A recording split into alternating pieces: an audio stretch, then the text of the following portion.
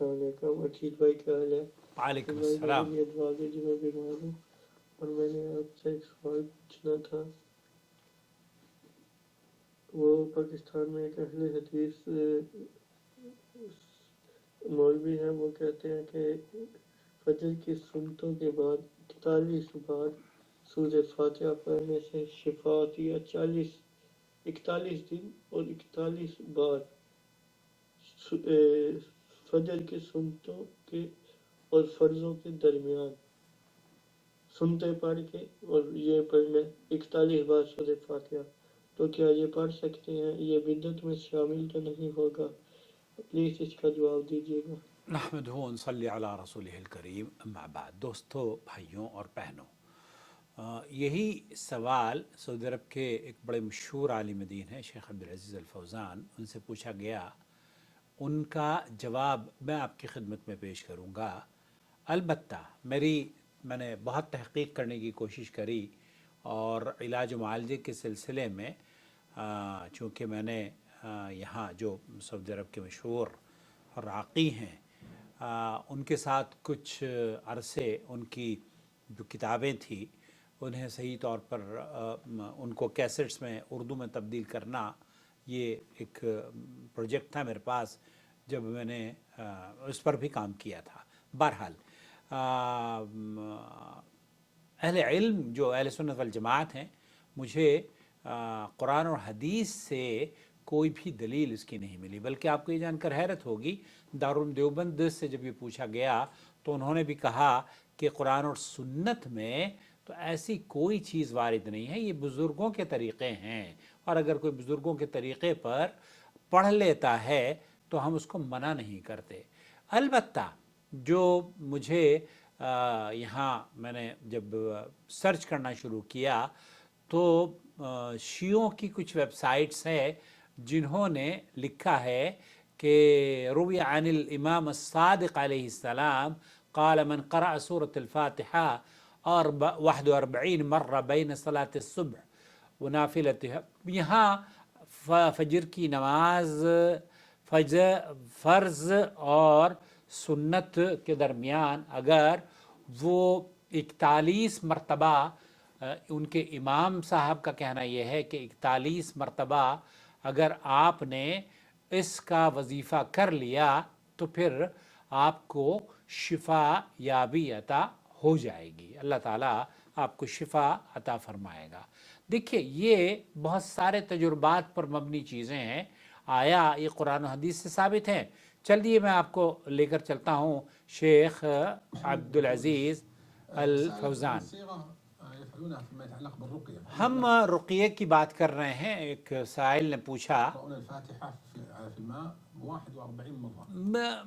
پانی پر دم کرتے ہیں 41 مرتبہ، وہاں ہمارے ہاں کسی عالم نے کہا کہ آپ اس کو صبح کی فجر کی نماز کے بعد 41 مرتبہ پڑھیں، 41 دن تک پڑھیں، اور اگر بیچ میں غیب کوئی ناغہ ہو گیا تو پھر آپ نئے سرے سے اس کو شروع کریں۔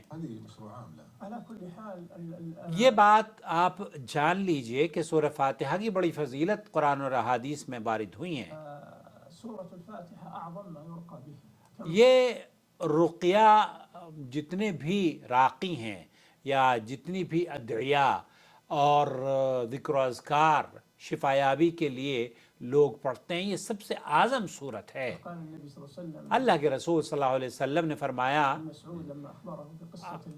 حضرت عبداللہ ابن مسعود کا وہ صحیح بخاری کا قصہ جس میں آپ نے بیان کیا کہ ہم نے اس آدمی کا علاج کیا اور اس پر سورہ فاتحہ پڑھ کر دم کیا تو اسے شفایابی ہو گئی۔ آپ نے پوچھا کہ عبداللہ بن مسعود آپ نے کس چیز پر کیا رقیہ کیا کیا، پڑھا کیا تھا آپ نے اس شخص کے اوپر؟ کہا میں نے تو ہم لوگوں نے سورہ فاتحہ اس پر پڑھ کر دم کیا۔ آپ علیہ السلام نے پوچھا کہ آپ کو کیسے علم ہوا کہ انہا رقیہ، یہ سورہ فاتحہ شفایابی کے لیے یا رقیہ ہے؟ یہ تو اللہ تعالیٰ کی بہت بڑی نعمت ہے کہ اللہ رب العالمین نے، یہ اعظم صورت ہے، سب سے فضیلت، بہت فضیلت والی صورت ہے سورۃ الفاتحہ۔ المعروف عن العلماء والمشتغلين في الرقية أنها تقرأ 7 مرات. یہاں جو اہل علم ہیں اور جو راقی ہیں وہ 7 مرتبہ پڑھنے کا ان کا تجربہ رہا ہے اور وہ اس کی تلقین بھی کرتے ہیں. إذا زاد الإنسان إلى 20 اور اگر آپ 7 سے زیادہ پڑھتے ہیں شفا یابی کے لیے تو اس میں کوئی تعداد کا تعین اللہ کے رسول صلی اللہ علیہ وسلم نے نہیں کیا ہے کہ اتنے مرتبہ کرنا ہے, اس سے تجاوز نہیں کرنا ہے, اس ڈھنگ سے کرنا ہے. ایک گیپ ہو گیا ہے تو پھر آپ نئے سرے سے آپ کریں گے. یہ تو مجھے کوئی لگ رہا ہے کہ جیسے اب قری والوں کا وظیفہ ہوتا ہے نا, اس طرح کا وظیفہ بیان کیا جا رہا ہے. 50 100 کتنی مرتبہ بھی آپ, بلکہ ہمارے ایک شیخ ہیں, ان کے بچے کے دل میں سوراخ تھا. وہ یہ کہتے ہیں کہ میں اس کے پاس بیٹھ جاتا اور سورہ فاتحہ پڑھ کر اس کے دم کرتا رہتا. اللہ رب العالمین نے اس کو شفا یابی عطا فرما دی.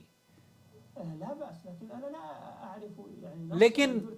ہم شیخ یہ فرما رہے ہیں کہ ہمارے علم میں ایسا کچھ نہیں ہے کہ آپ 41 مرتبہ دم کریں یا 41 مرتبہ وظیفہ کریں سورہ فاتحہ کا. على تحديد 41. 41 کی تحدید کرنا یہ ان کے تجربے پر مبنی ہو سکتا ہے, قرآن و سنت سے اس کی کوئی دلیل نہیں ہے. لا أعرف هذا. لا اعرف هذا. ممكن أحيانا واحد يقرأ 41 وأحيانا 45 وأحيانا 30. آپ 41 مرتبہ پڑھیں, 42 پڑھیں, 45 پڑھیں, 51 پڑھیں, 21 پڑھیں, آپ کی مرضی ہے. ایک مرتبہ بھی اگر آپ نے سورہ فاتحہ پڑھ کر دم کر لی, اللہ رب العالمین آپ کو شفا یابی عطا فرمائے گا. وہ تو اللہ رب العالمین تو آپ کی دعاؤں کو قبول کرتا ہے. آپ جب اس عمل کو کر رہے ہیں جو نبی کریم صلی اللہ علیہ وسلم نے جس کی ترغیب دلائی ہے, جس کی بشارت دی ہے, اس میں یقیناً شفا ہے. وأحيانا 100 حسب ما يتيسر، كل ما زاد فهو خير.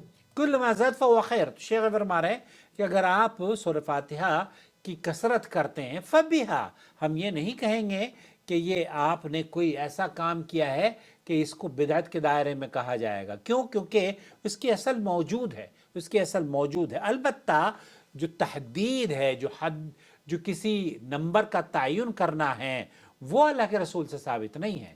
یا کسی وقت کا تعین کرنا یا کسی خاص طریقے کا تعین کرنا. خير، لكن إن اكتفى ب7 مرات أو 3 مرات كفى وحصل آپ المقصود. 3 مرتبہ پڑھ لیں, 7 مرتبہ پڑھ لیں, 5 مرتبہ پڑھ لیں, انشاءاللہ کافی ہے. ابن القيم رحمه الله يذكر عن نفسه قال كان عندي وجع في بطني يعتاد ابن قیم یہ کہتے ہیں کہ میرے پیٹ میں درد تھا, بين الحين والآخر، فكنت كلما جاءني هذا الوجع وأقعدني أخذت من ماء زمزم. میں زمزم پیتا تھا. كنت بمكة وقرأت فيه الفاتحة 7 مرات. میں ابن قیم یہ کہتے ہیں کہ میں اس پر زمزم پر مکہ مکرمہ میں 7 مرتبہ قل اعوذ باللہ من الشیطان الرجیم بسم اللہ الرحمن الرحیم الحمدللہ رب العالمین سورہ فاتحہ پڑھ کر دم کر کے پی لیا کرتا تھا. والإخلاص والمعوذتين 7 والاخلاص والمعوذتین قل هو اللہ قل اعوذ برب الفلق اور قل اعوذ برب الناس. أشفى بإذن الله. اللہ رب العالمین نے مجھے شفا یابی بخش دی. اللہ اکبر. قراءة سورة الفاتحة قراءت سورۃ فاتحہ اہل علم کے یہاں بشارت پر مبنی ہے, اور اس کی بشارت اور اس کی فضیلت احادیث میں وارد ہوئی ہے. اس لیے یہ عمل اگر کسی کے تجربے کی بنیاد پر کوئی کر رہا ہے فبیہا, لیکن اس کا متعین کرنا اور پھر یہ سلسلہ جو آپ نے بتایا کہ آپ 41 مرتبہ اگر نہیں کر پائے, 21 مرتبہ کیا اور پھر ایک دن گیپ ہو گیا تو پھر آپ نئے سرے سے کریں گے, تو یہ جو طریقہ کار ہے, آیا یہ طریقہ کار قرآن و سنت سے ثابت ہے؟ یہ طریقہ کار قرآن و سنت سے ثابت نہیں ہے. امید ہے وضاحت ہو گئی ہوگی.